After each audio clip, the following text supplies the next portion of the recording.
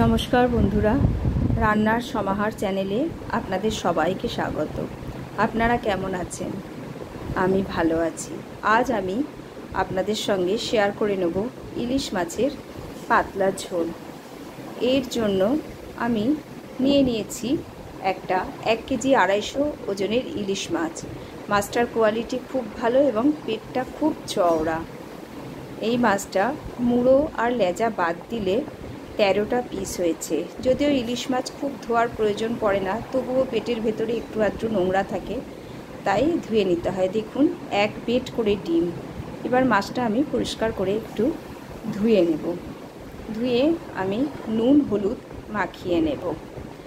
আর ইলিশ মাছে এই নুন হলুদটাই হচ্ছে মশলা। মেন মশলা হচ্ছে নুন হলুদ আর কাঁচা লঙ্কা। আমার দিদা বলতেন ইলিশ মাছ রান্না করতে গেলে বেশি কারিগুড়ি চলে না, তাতে মাছের স্বাদ নষ্ট হয়ে যায়। দিয়ে দিলাম কয়েক টুকরো কাটা বেগুন, এটা ভেজে তুলে নেব। এরপর দিয়ে দেব 8টা পটল, 2 টুকরো করে লম্বা করে কেটে এর মধ্যে দিয়ে দিলাম। এবারে পটলটা একটু ভেজে তুলে নেব। এখন যদিও 12 মাসই বাজারে গেলে আমরা ইলিশ পাবো, কিন্তু এই বর্ষার মরশুমের এই কাঁচা ইলিশ, যেটা টাটকা ইলিশ, সেটার যে স্বাদ, সেটা 12 মাস কিন্তু আমরা পাই না। আবার কিছু কিছু সময় আমরা ফ্রিজে এই ইলিশ মাছটা যদি স্টোর করে রাখতে পারি, সেক্ষেত্রে আবার আমরা সেই স্বাদটা কিছুটা হলেও পাবো। যাকগে, পটলটা আমার ভাজা হয়েই এসেছে। খুব বেশি কোনো কিছুই ভাজার দরকার নেই। খুব বেশি ভাজলে কি হবে, ইলিশের টেস্টটা পটলের ভেতর আর পাওয়া যাবে না। আর আজকে আমার খুড়তুতো ননদ আর নন্দায়ের আসার কথা আছে। কিছুটা সেই আনন্দেও আমি বেশ মন দিয়ে রান্নাটা করছি।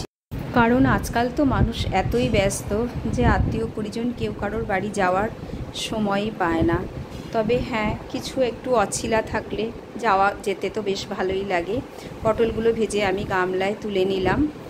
এবার আমি ওই তেলটার মধ্যেই দিয়ে দিলাম কিছুটা কালো জিরে আর গোটা 6 চেরা কাঁচা লঙ্কা।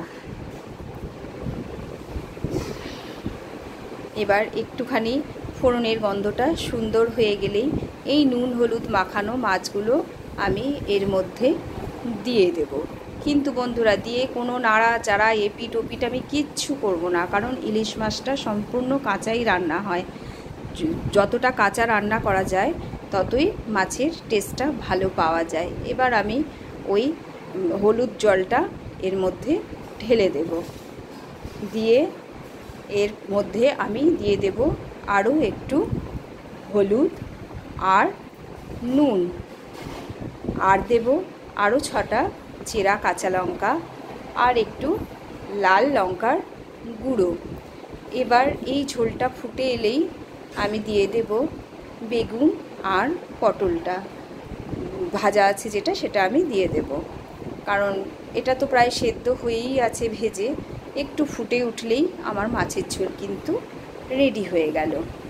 তো বন্ধুরা, কীরকম লাগলো আজকে আমার এই সহজ পদ্ধতিতে একদম পাতলা ইলিশ মাছের ঝোল?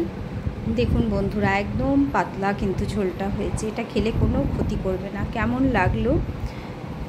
যদি ভালো লাগে তাহলে আমার চ্যানেলটাকে সাবস্ক্রাইব করবেন, লাইক করবেন আর সাবস্ক্রাইব বাটনটা প্রেস করবেন। তাহলে আগামী দিনে যা নতুন রেসিপি দেব সবটাই আপনার কাছে আগে পৌঁছে যাবে। আর সব কিছুর আগে আপনারা খুব খুব খুব ভালো থাকবেন আর সুস্থ থাকবেন, কারণ সুস্থ থাকাটা সবথেকে জরুরি। আর ভালো লাগলে আমার কমেন্ট সেকশানে গিয়ে কমেন্ট করবেন। টাটা বন্ধুরা।